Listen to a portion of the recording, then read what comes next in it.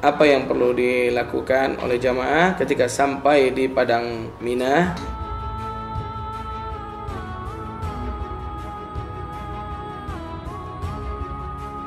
Dan sehabis sholat subuh berjamaah di tenda, kita mengambil untuk melontar Jumratul Aqobah.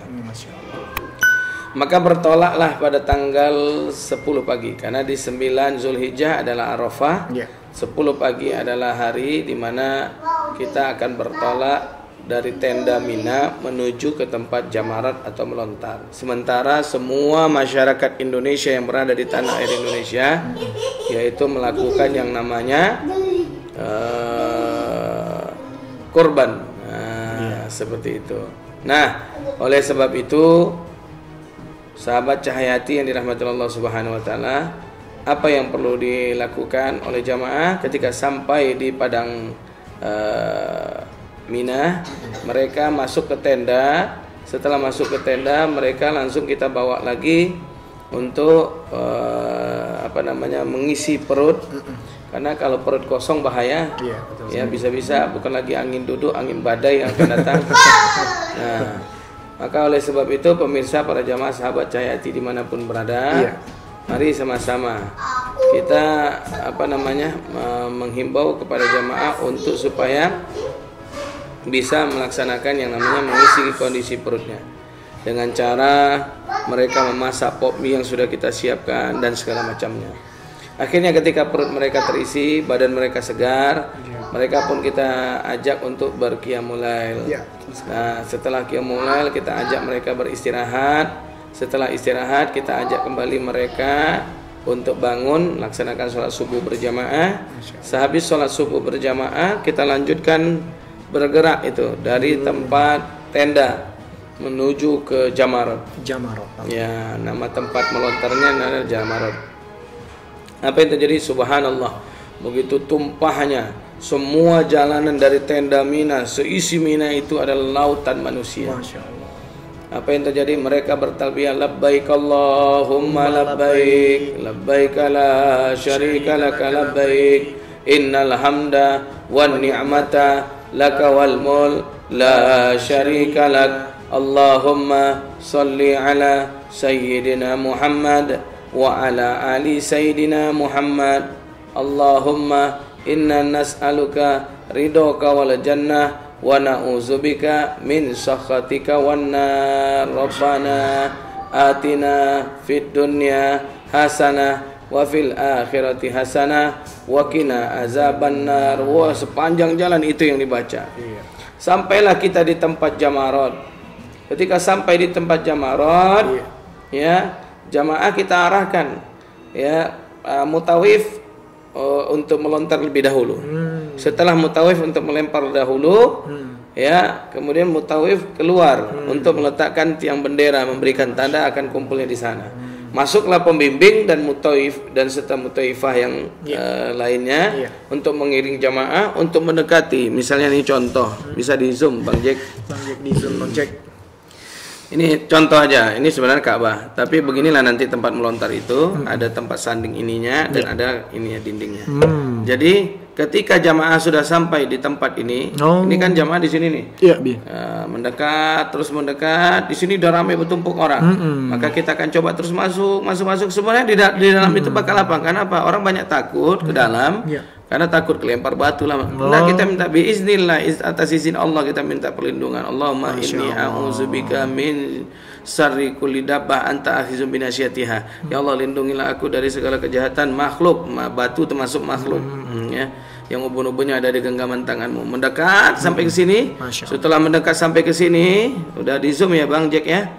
Sudah di zoom. Nah, barulah di sini jamaah mengambil ancang-ancang. Bismillahirrahmanirrahim. Sekeras mungkin. Bismillahirrahmanirrahim. Bismillahirrahmanirrahim. Bismillahirrahmanirrahim. Bismillahirrahmanirrahim. Bismillahirrahmanirrahim. Banyak kali, 7 kali. Nah, jadi kadang ada orang yang ketakutan dan ada pula orang yang terlalu berlebihan. Maksud berlebihannya bagaimana? Masih jauh Ya udah diambil ancang-ancang sambil meloncat pula kayak ngelempar itu Copet. nah kayak melempar bola, bola. baseball ya, Iya, kayak orang main. Masya Allah. Jadi ini yang berbahaya. Jadi tidak perlu khawatir, kita minta perlindungan Allah mendekat ke dinding tempat Jumratul Aqabah, kemudian baru lemparkan. Supaya apa? Batu itu betul-betul tepat. Dan di saat melempar, sebelum melempar jemaah sudah kita bacakan niatnya. Bismillahirrahmanirrahim. Bismillahirrahmanirrahim. Ya Allah, aku berniat untuk melontar, kan? Ya, setiap lontar itu 7 lontaran itu mereka harus bilang, ya Allah, buanglah kejahatan hawa nafsuku. Ya Allah, buanglah sifat kehewananku. Ya Allah, buanglah sifat kesetananku. Ya Allah, buanglah sifat ketamakanku.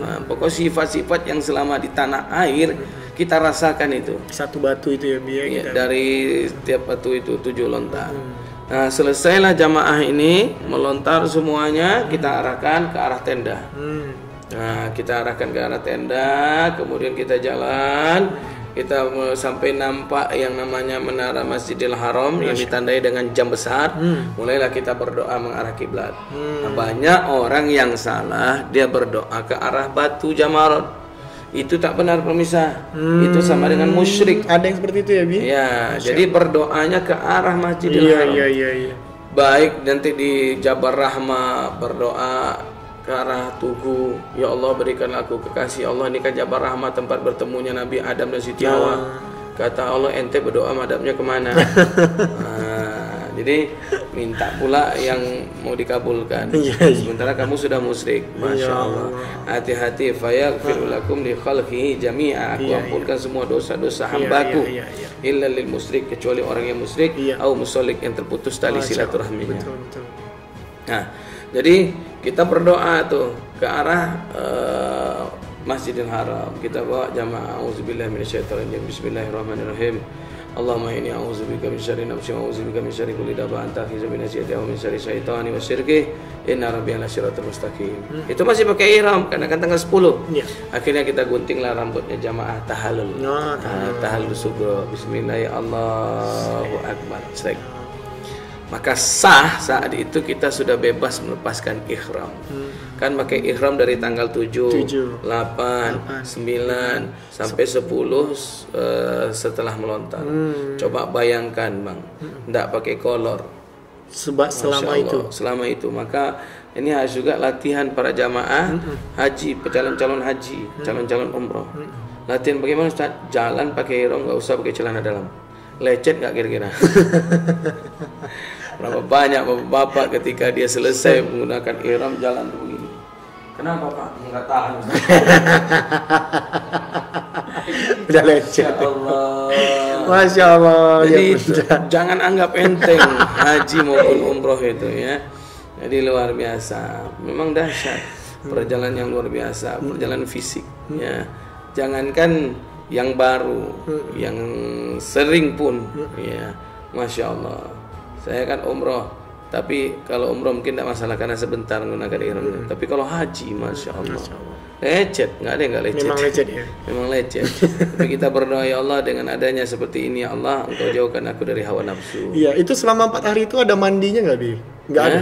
Boleh mandi, tapi tidak boleh menggunakan sabun, sampo. Oh, jadi siram air gitu aja, Bi? Kemudian ambil siwak, gosok gigi, Masya ya kan? Allah, Bi. Bagaimana kalau misalnya nafas kita agak bau? Ya udah, kita punya permen. Iya, atau dibawa makan, ya kan, makan sesuatu yang ini kena kuah pop mie. Siwaknya pakai pohon siwak atau pakai gundar gigi? Iya, siwak, kayu siwak yang dipotong-potong kayu itu ya, Bi ya, Masya Allah. Kayu siwak yang dipotong-potong. Nah, kemudian mandinya tidak boleh pakai sabun, sampo. Nggak boleh pakai wangi-wangian ya, Bi. Tidak boleh menggunakan wangi-wangian. Tapi hati-hati, mandi pun tidak boleh telanjang. Oh iya. Nah, harus menggunakan kain yang tak berjahit juga. Jadi itu batasnya dari mana ke mana, Bi? Dari pusat sampai ke lutut kalau Oh laki-laki. iya. Memang ada disiapkan juga kalau mau mandi kainnya. Oh iya, mereka harus siapkan. Mereka harus bawa dari tanah air itu. Oh gitu. Kain yang tak berjahit juga untuk alasnya. Nah, boleh kayak kain kafan gitu boleh. Betul. Oh iya, memang kayak gitu. Betul sekali. Terus kemudian juga ketika kalau boleh kita sampaikan, nggak usah mandi. Iya, takut mandi, rontok rambut atau gugur. Oh, iya. Nah, jadi apa yang harus dilakukan? Wudhu saja. Wudhu asal. Atau basuh 2 selangkangan. Ya kan? Cebok. 2 selangkangan. Satu selangkangan paha. Ya, yang ketiga selangkangan ketiak. Iya, karena di sana berkumpulnya bakteri gitu Ya, biar bersih sudah. atau gimana. Iya. Kemudian kita wudhu kan udah cukup, kumur-kumur, masukin air ke hidung, kemudian membersihkan telinga, itu kan menghilangkan semua debu-debu. Oh iya. Rasanya cukup. Kemudian kalau misalnya rasanya kita buang air besar bisa kita semprot, ataupun tidak buang air besar kita semprot, kemaluan kita, ya kan, lubang dubur dan segala macamnya yang bersifat-sifat lubang lah, nah itu dibersihkan. Sudah cukup rasanya. Nah, maka ya, Allah senang dengan apa adanya. Dan kita sarankan juga kepada ibu-ibu menggunakan ihram, berias. Kalau bisa jangan berias, tampil apa adanya. Pucat pasi itu Allah senang. Ya, Allah banggakan wa ya wa alaikatul fil jannah wa sama unzuru ila dunya. Lihat tuh umatku yang ada di padang Arafah. Apa yang mau kami lihat ya Allah? Bedaknya tebal 5 cm, lipstiknya merah merona, alisnya dikerok, dipakai lagi diukir, ya kan? Bengkok pula sedikit kayak stang ranking. Nah, jadi ini yang berbahaya bagi ibu-ibu, tampil apa adanya, ya. Pakai baju yang gamis, yang dalam, yang tebal, jangan yang tipis, apalagi warna putih kan bahaya. Udah tipis, pakai pula, masya Allah dalaman warna pink, udah. Ini hati-hati, jangan sampai kita menimbulkan dosa buat orang lain. Masya Allah, betul sekali Abi. Ya, karena tidak sedikit ibu-ibu muda yang berangkat lupa. Jadi ini yang harus dijaga kepada para pemirsa semua yang ada di manapun berada. Nah, oleh sebab itu Bang Wawan, akhir kita tutup ya. Apa yang terjadi setelah melontar jamaah pulang. Setelah tahallul jamaah pulang. Pulangnya bukan dengan talbiyah, tapi pulangnya dengan kalimat takbir. Allahu akbar, Allahu akbar, Allahu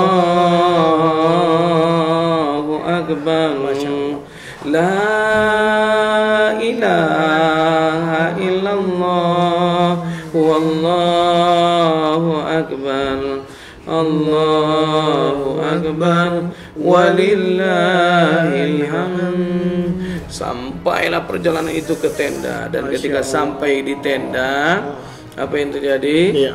Alhamdulillahirabbil alamin, jamaah sehat walafiat, dan jamaah segera untuk melaksanakan mandi. Masya Allah. Dan apa yang terjadi? Nah, apa yang terjadi para pemirsa jamaah Cahaya Hati dimanapun berada? Jamaah harus punya sabar yang berlebih di kota Mina. Masya Allah. Titipannya.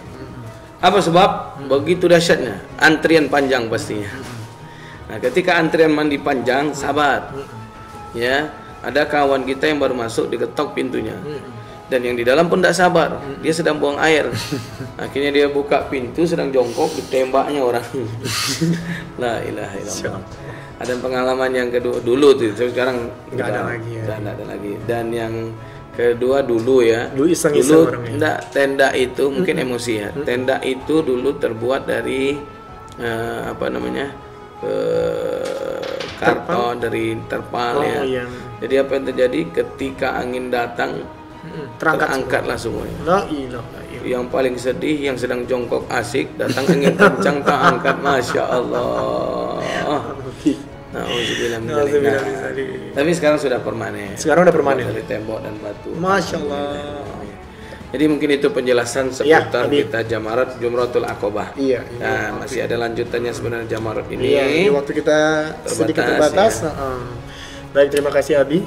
Mungkin kesimpulan itu tadi ya, Abi ya. Ya, jadi melontar itu adalah membuang sifat kebinatangan sifat kita, kehewanan kita, tamak kita, angkuh kita, sombong kita dan segala macam. Dan kalau ada orang yang sudah melontar kemudian masih sombong, masih ini berarti dia belum mendatangkan belum didatangkan oleh Allah rahmat atas hajinya. Dan itulah rukun yang membedakan antara umroh dan haji ya, Bi ya. Betul.